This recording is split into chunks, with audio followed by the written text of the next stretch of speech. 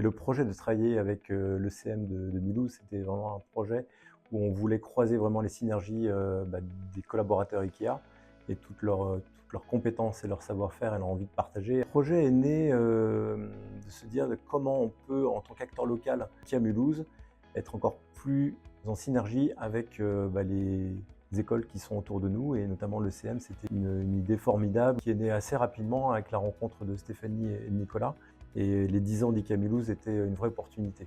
Donc le projet, c'est de pouvoir mettre en concours une dizaine de groupes, donc des bachelors et puis des masters, et qui puissent se challenger. Donc on pose un brief, on pose des ambitions pour le magasin, pour fêter les 10 ans, autant au niveau de nos clients, au niveau de nos partenaires, et puis au niveau de nos collaborateurs. Comment on fait de cet événement quelque chose qui est unique, qui est extraordinaire, qui sera durable aussi dans le temps, et qu'on arrive à engager et de libérer vraiment cet esprit d'entreprendre avec tous ces acteurs. 10 groupes qui seront en compétition, 10 groupes qui finiront en carré final avec 4 qui vont se distinguer, et pour en élire 2 qui vont proposer quelque chose qui correspondra le plus à nos attentes, nous IKEA, et surtout le plus aussi au projet demandé par l'école, puisque c'est avant tout aussi pour eux un travail pédagogique.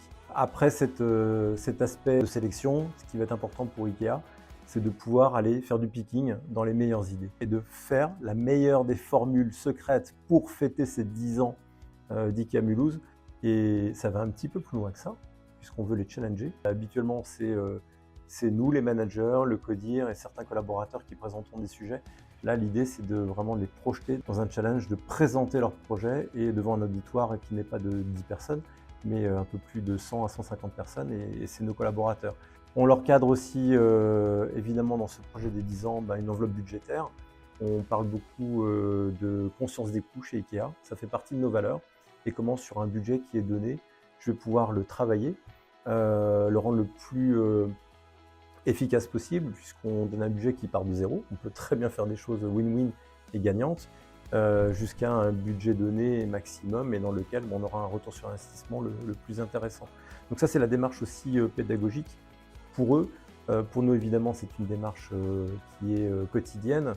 Comment j'investis, que ce soit en temps ou en ressources ou en euros, et combien je vais récupérer derrière. Donc on les challenge aussi sur des idées, mais aussi sur un budget, et qu'il y ait une meilleure combinaison des deux pour qu'on ait le meilleur effet au final, pour garantir la meilleure des satisfactions de nos clients, et puis que les élèves aussi derrière soient contents, parce que c'est ça aussi, ça le but, c'est qu'ils prennent plaisir et qu'ils partagent vraiment ce plaisir avec nous de travailler ce projet.